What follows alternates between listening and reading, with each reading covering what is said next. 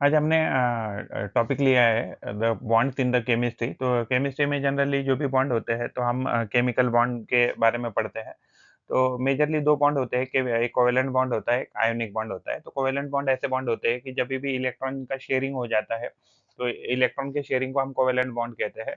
And ionic bond तब होते हैं जब इलेक्ट्रॉन का कंप्लीट ट्रांसफर हो जाता है एक एटम से दूसरे एटम की तरफ, यानी कि एक डोनर होता है और एक एक्सेप्टर होता है, तब आयोनिक बॉन्ड बनता है। तो ये छोड़कर भी अलग बॉन्ड होते हैं, बट मेजरली जो है तो यही 2 बॉन्ड होते हैं। तो ये टाइप्स ऑफ बॉन्ड हम पढ़ेंगे इसमें केमिस्ट्री। तो class 7, 8, 9 10, 11, 12 chemistry, science, CBSE board और एनसीईआरटी के रेफरेंस से हमने ये टॉपिक लिया है। तो जो केमिकल बॉन्ड्स होते हैं वो कोवेलेंट बॉन्ड होता है, आयोनिक बॉन्ड होता है। कोवेलेंट बॉन्ड भी आगे जाके polar covalent bond and non polar covalent bond में बाइफरकेशन होता है उनका। और आयोनिक बॉन्ड जो होता है वो सारे पोलर ही होते हैं। एंड हाइड्रोजन बॉन्ड हम पढ़ेंगे और मेटेलिक बॉन्ड पढ़ेंगे। तो कोवेलेंट बॉन्ड जब होता है तो कोवेलेंट बॉन्ड में क्या हो जाता है कि 2 एटम जो है तो 2 एटम एक दूसरे के साथ जब इलेक्ट्रॉन शेयर करते हैं तो उसको ही हम कोवेलेंट बॉन्ड कहते हैं। तो कोवेलेंट जो बॉन्ड होते हैं तो इलेक्ट्रॉन शेयरिंग होता है इन इन दोनों एटम के बीच में, तब कोवेलेंट बॉन्ड बनता है। Melting and boiling point comparatively अगर आयनिक कंपाउंड के कंपेयर में देखा जाए तो लो रहता है। इंटरमॉलिक्यूलर फोर्सेस भी इनके वीक होते हैं। तो इनका जो स्टेट होता है, फिजिकल स्टेट होता है एट रूम टेम्परेचर, तो many are the gases and some are soft liquids. तो इलेक्ट्रिकल कंडक्टिविटी की बात करें तो ये पुअर कंडक्टर्स होते हैं इलेक्ट्रिसिटी के, क्योंकि उनके पास फ्री इलेक्ट्रॉन नहीं होते हैं कि जो इलेक्ट्रिसिटी कंडक्ट कर सके। थर्मल कंडक्टिविटी की बात करें तो जनरली ये पुअर कंडक्टर्स होते हैं ऑफ हीट। सोल्युबिलिटी इनके साथ सोल्युबिलिटी है, पानी में इनसॉल्युबल होते हैं, but soluble in organic non polar solvent. तो यानी कि covalent bond generally non polar solvent लेंगे तो उसमें हम देखेंगे कि वो सॉल्युबल पाए जाएंगे। पोलर अगर कोवेलेंट कंपाउंड लेते हैं तो पोलर कोवेलेंट कंपाउंड में बी सॉल्युबल इन वाटर। तो यानी कि जिनमें इलेक्ट्रॉन नेगेटिविटी डिफरेंस थोड़ा ज्यादा है तो वो थोड़ा पोलर कैरेक्टर कैरी करते हैं। तो पानी में पानी भी क्या है, पोलर कैरेक्टर कैरी करता है, तो इसकी वजह से तो इसमें डीजल होते हैं सम पोलर कोवेलेंट कंपाउंड। फ्लेमेबल नहीं होते हैं ये, बिकॉज ये एग्जैक्टली रादर ज्यादा फ्लेमेबल होते हैं compare to ionic compound. And bond strength की बात करें तो ये डबल एंड ट्रिपल बॉन्ड अगर इनमें हो तो ये ज़्यादा स्ट्रॉन्गर रहते हैं कंपेयर टू सिंगल बॉन्ड। और उनका बॉन्ड लेंथ भी होता है वो सिंगल बॉन्ड का ज़्यादा होता है। एंड अगर मान लीजिए ये जो बॉन्ड है तो इनको कम एनर्जी लगती है उनका बॉन्ड ब्रेक करने के लिए। तो मॉलिक्यूलर जो शेप होते हैं तो ये बॉन्ड जो होते हैं वो डायरेक्शनल होते हैं, उनका स्पेसिफिक ओरिएंटेशन होता है स्पेस में, जिसकी वजह से उनको एक उनके मॉलिक्यूल को एक शेप आ जाता है। तो ये जाइंट कोवेलेंट स्ट्रक्चर भी बनाते हैं, जैसे SiO2 हो गया, सिलिकॉन डाइऑक्साइड हो गया या डायमंड हो गया, तो ये जाइंट मॉलिक्यूलर स्ट्रक्चर बनाते हैं। ऑर्गेनिक मॉलिक्यूल्स है कोवेलेंट बॉन्ड में, जैसे ग्लूकोज है, फ्रक्टोज है। बॉन्डिंग अगर देखें तो सिग्मा बॉन्ड यानी सिंगल बॉन्ड बनाते हैं, पाई बॉन्ड यानी डबल या ट्रिपल बॉन्ड बनाते हैं, और metal metal bonding is also part of the covalent bond only. तो इसमें 2 सेंटर 3 इलेक्ट्रॉन बॉन्ड या 2 सेंटर 3 सेंटर 4 इलेक्ट्रॉन बॉन्ड, ऐसे भी बॉन्ड हम देख सकते हैं कोवेलेंट बॉन्ड में। तो इलेक्ट्रोनेगेटिविटी डिफरेंस अगर 1.7 से अगर लेस रहेगा तो कोवेलेंट बॉन्ड जनरली बन जाते हैं, उनका कैरेक्टर कोवेलेंट हो जाता है। एग्जाम्पल की बात करें तो H2 अब यानी पानी, CO2 यानी कार्बन डाइऑक्साइड, NH3 यानी अमोनिया, O2 यानी ऑक्सीजन गैस, N2 यानी नाइट्रोजन गैस, फिर H2 हाइड्रोजन गैस भी आ सकती है, then hydrogen chloride, then carbon tetrachloride, then methane, CH4 and SiO2 silicon dioxide. तो ये कुछ एग्जांपल है कोवेलेंट बॉन्ड के या कंपाउंड के। उसके बाद कोऑर्डिनेट बॉन्ड जो है, तो coordinate bond is a type of a covalent bond only. तो इसमें क्या हो जाता है कि जो 2 इलेक्ट्रॉन है, तो 2 इलेक्ट्रॉन एक ही एटम दूसरे एटम को या मॉलिक्यूल को देता है। तो इसको डेटिव बॉन्ड ऐसे भी कहा जाता है। तो इसमें एक ही एटम जो है, तो एक ही एटम या एक ही मॉलिक्यूल है, तो दोनों जो इलेक्ट्रॉन है, तो वो दूसरे एटम या मॉलिक्यूल को देता है, क्योंकि इस केस में क्या होना चाहिए, जो डोनर एटम है तो उसके पास एक इलेक्ट्रॉन पेयर होना चाहिए, और जो दूसरा एटम है उसके पास खाली एम्प्टी ऑर्बिटल होने चाहिए, so that that atom can accept the electron. तो डेफिनेशन कोऑर्डिनेट बॉन्ड की है कि it is a type of covalent bond कि जहाँ बहुत शेयरिंग किए जाते हैं, अब जहाँ बहुत शेयरिंग जो इलेक्ट्रॉन्स है, वो एक ही सिंगल एटम से या मॉलिक्यूल से आते हैं। तो इसको डेटिव बॉन्ड या डाइपोलर बॉन्ड ऐसे भी कहा जाता है। तो इलेक्ट्रॉन जो सोर्स है, तो इलेक्ट्रॉन सोर्स इसमें जो भी है तो एक ही एटम या एक ही मॉलिक्यूल देता है। तो डोनर एंड एक्सेप्टर ऐसे 2 यहाँ स्पीशीज़ होती है। तो एक एक स्पीशीज़ डोनर होती है, यानी इलेक्ट्रॉन को देती है, और दूसरी स्पीशीज़ इलेक्ट्रॉन को एक्सेप्ट करती है, वो एक्सेप्टर होती है। कंडीशन ऑफ फॉर्मेशन तभी होगा जब एक जो पर्टिकुलर जो स्पीशीज़ है, तो उसके पास लोन पेयर एक्स्ट्रा है, लोन पेयर ऑफ इलेक्ट्रॉन्स है, जो वो डोनेट कर सकता है, और जो दूसरा स्पीशी है, उसके पास एम्प्टी ऑर्बिटल होना चाहिए, जहाँ वो इलेक्ट्रॉन को रख सकता है। तो इस बॉन्ड स्ट्रेंथ की बात करें तो ये डिपेंड करता है मेटल टू मेटल या एटम टू एटम। तो ये स्ट्रॉन्गर होते हैं, the stronger bond result into higher melting point. तो जैसे-जैसे अगर ये बॉन्ड अगर स्ट्रॉन्ग बनते जाएँगे, तो उनके मेल्टिंग पॉइंट भी स्ट्रॉन्ग होते जाते हैं। एग्ज़ाम्पल है इसके अमोनियम, अमोनियम आयन है NH4+, हाइड्रोनियम आयन है H3O+। उस इसके बाद इम्पोर्टेंट जो है, तो वो आयनिक बॉन्ड होता है। तो आयनिक बॉन्ड में क्या हो जाता है कि कंप्लीट ट्रांसफर ऑफ इलेक्ट्रॉन हो जाता है। जैसे फॉर एग्ज़ाम्पल NaCl का एग्ज़ाम्पल हमें जनरली दिया जाता है। तो सोडियम जो होता है, सोडियम अपना एक इलेक्ट्रॉन क्लोरीन को दे देता है, और जैसे ही वो इलेक्ट्रॉन दे देता है, वो कैटायन में कन्वर्ट हो जाता है, यानी Na+ में कन्वर्ट हो जाता है। और क्लोरीन जो जैसे ही एक इलेक्ट्रॉन एक्सेप्ट कर लेता है, तो वो एनायन में, यानी नेगेटिव चार्ज में कन्वर्ट हो जाता है। तो आयनिक बॉन्ड पोलर बॉन्ड होते हैं, और जहाँ कंप्लीट ट्रांसफर ऑफ इलेक्ट्रॉन का किया जाता है। तो आयनिक जो बॉन्ड होते हैं, तो इनमें कंप्लीट इलेक्ट्रॉन का ट्रांसफर किया जाता है from one atom to second atom, और one molecule to second molecule हम कह सकते हैं। तो ये फॉर्म होते हैं जनरली मेटल्स और नॉन मेटल्स के बीच में। तो जैसे ही ये फॉर्म होते हैं, उसमें एक कटायन बन जाता है, एक स्पीशी, और दूसरा स्पीशी जो है वो एनायन, यानी नेगेटिवली चार्ज स्पीशी बन जाता है। कटायन यानी पॉजिटिवली चार्ज स्पीशी बन जाता है। तो इसकी स्टेट की बात करें तो जनरली आयनिक बॉन्ड के जो कंपाउंड होते हैं, वो क्रिस्टलाइन सॉलिड होते हैं। वो क्रिस्टल लैटिस बनाते हैं, और उनका जनरली जो पैटर्न होता है एटम्स का या मॉलिक्यूल्स का, वो 3D पैटर्न में वो अरेंज होते हैं। उनके मेल्टिंग पॉइंट और बॉइलिंग पॉइंट की बात करें तो ये वेरी हाई, उनमें क्या होता है कि कटैयन और एनायन में वेरी स्ट्रॉन्ग इलेक्ट्रोस्टैटिक फोर्स होता है। इलेक्ट्रोस्टैटिक फोर्स ऑफ अट्रैक्शन होता है बिटवीन द अपोजिट चार्जेस, यानी positive positive cation and negative anion. तो इसकी वजह से इनके generally melting point and boiling point very high होते हैं।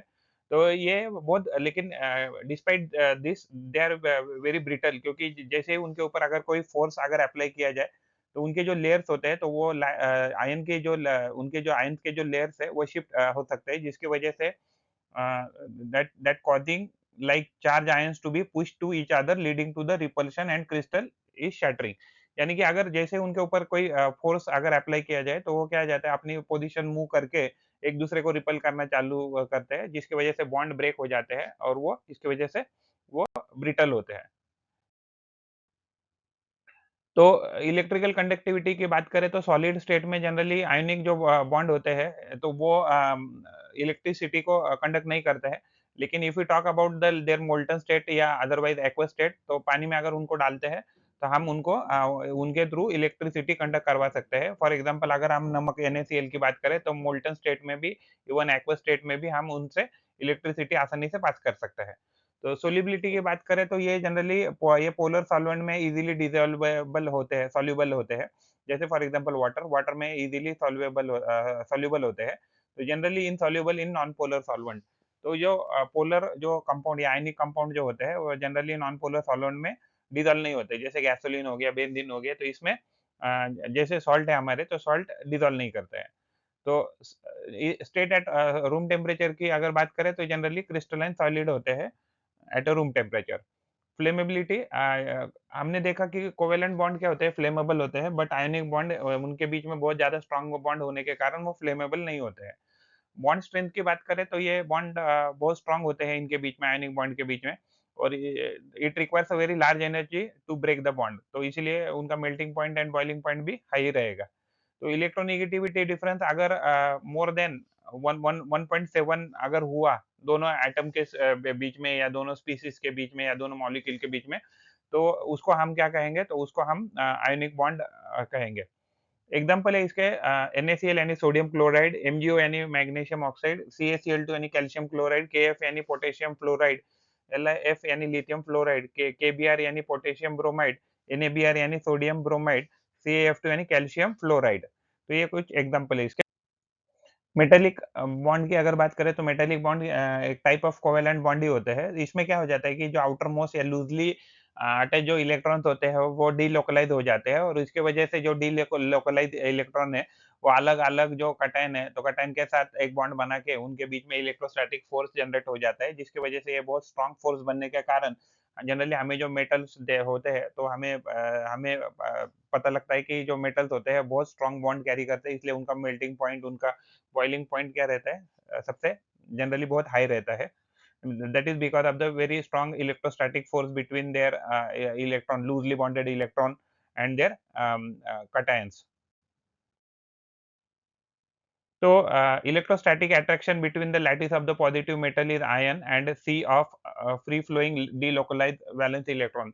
तो जो free flowing delocalized valence electron है यहाँ से वहाँ मूव करते करते क्या करते हैं दूसरे कटायन के साथ इलेक्ट्रोस्टैटिक बॉन्ड बनाते हैं जिसकी वजह से जो स्ट्रक्चर है उनका जो लैटिस है वो स्ट्रॉन्ग बन जाता है forms when the metal atom lose their outer most electron which them become shared collectively among the entire metal structure holding the positive ion in place यानी कि अगर एक आउटर मोस्ट इलेक्ट्रॉन को वैलेंस इलेक्ट्रॉन देखे तो हम देख सकते हैं कि तकरीबन 6 से 7 आयन कटायन जो है तो उसको वो स्टेबलाइज करने की कोशिश करता है इसकी वजह से वेरी स्ट्रॉन्ग स्ट्रक्चर बन जाता है मेटल्स में तो सी ऑफ इलेक्ट्रॉन क्या होता है valence of electrons are not tied to specific atom but are free to move throughout the entire metal lattice तो जो आउटर मोस्ट इलेक्ट्रॉन जो उनके होते हैं वैलेंस शेल में वो यहाँ से वहाँ कंटिन्यूअसली मूव करते हैं इसकी वजह से उनका जो एंटायर जो मेटल का लैटिस है वो बहुत स्ट्रांग बन जाता है फॉर्मेशन ये जनरली तभी बनते हैं मीन्स ये इनका जो फॉर्मेशन है हम तो सॉलिड में भी देख सकते हैं सॉलिड स्टेट में और लिक्विड स्टेट में भी देख सकते हैं इसीलिए हम देखेंगे कि जो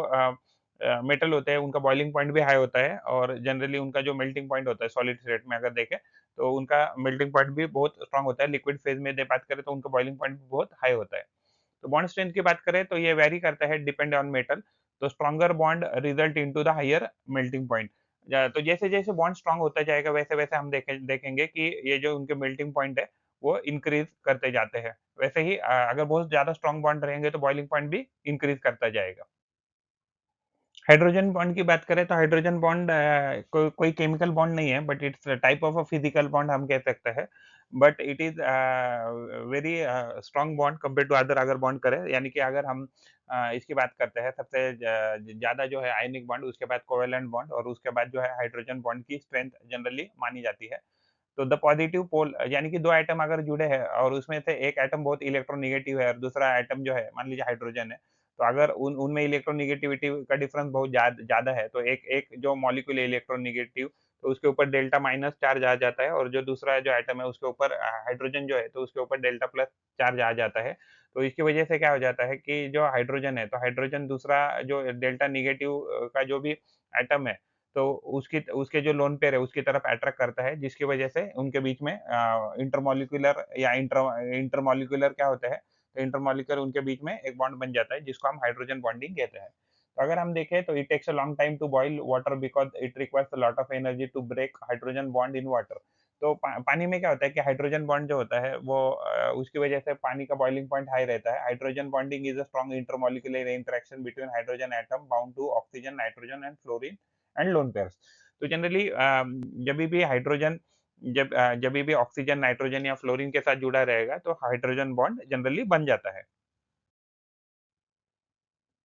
तो हाइड्रोजन बॉन्ड क्या होता है तो इंटरमॉलिक्यूलर एग्जैक्टली जब भी हाइड्रोजन फ्लोरीन हो ऑक्सीजन हो या नाइट्रोजन हो ऐसे इलेक्ट्रोनेगेटिव एटम के साथ जुड़ा रहेगा तो उनके बीच में एक डाइपोल डाइपोल इंटरेक्शन क्रिएट हो जाता है और जिसकी वजह से जो लोन पेयर है एटम के पास फ्लोरीन हो ऑक्सीजन हो या नाइट्रोजन हो तो उनके लोन पेयर की तरफ हाइड्रोजन जो है तो वो अट्रैक्ट हो जाता है तो इसको ही हम हाइड्रोजन बॉन्डिंग कहेंगे तो ये इंटरमॉलिक्यूलर प्रकार का एक बॉन्ड है The hydrogen is electrostatically attracted to a lone pair of the electrons of electronegative atom.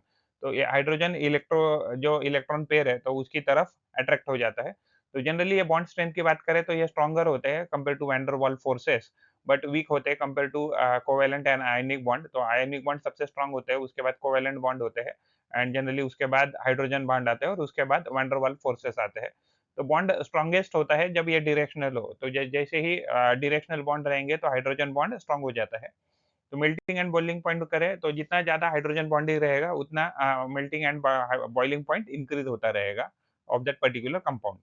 तो इसके एग्ज़ाम्पल है H2O यानी पानी, NH3 यानी अमोनिया, HF यानी हाइड्रोजन फ्लोराइड। उसके बाद है वैन डर वाल फोर्सेस। तो वैन डर वाल फोर्सेस क्या होता है कि 2 एटम है, 2 एटम के बीच में अगर मान लीजिए कुछ पॉजिटिव और नेगेटिव का पोलैरिटी है, तो उसके वजह से क्या हो जाता है, तो उसके वजह से उन दोनों के बीच में एक अट्रैक्शन क्रिएट हो जाता है, जिसको ही हम वैन डर वाल फोर्सेस कहते हैं। तो van der Waals forces are intermolecular forces. तो ये कोई केमिकल टाइप के बॉन्ड नहीं है, तो ये एक फिजिकल फोर्सेस हम कह सकते हैं।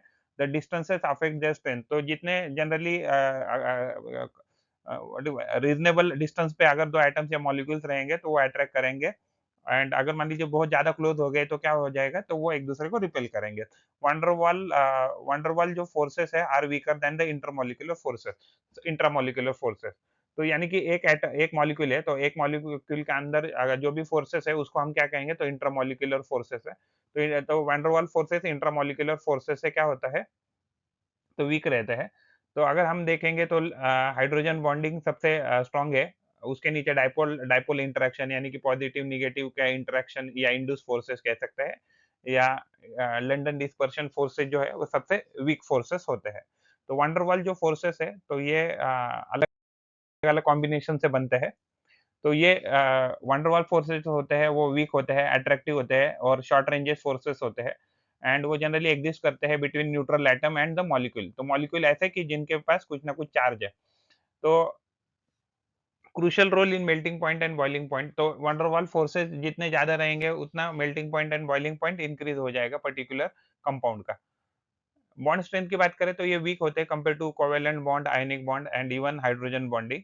तो ये वैन डर वाल्स ऐसे कुछ इंडिपेंडेंट फोर्सेस नहीं होते, ये सम ऑफ अलग-अलग फोर्सेस होते हैं, जैसे लंदन डिस्पर्शन फोर्स है, उसके बाद डाइपोल डाइपोल इंटरैक्शन फोर्स है, dipole induced dipole interaction force है।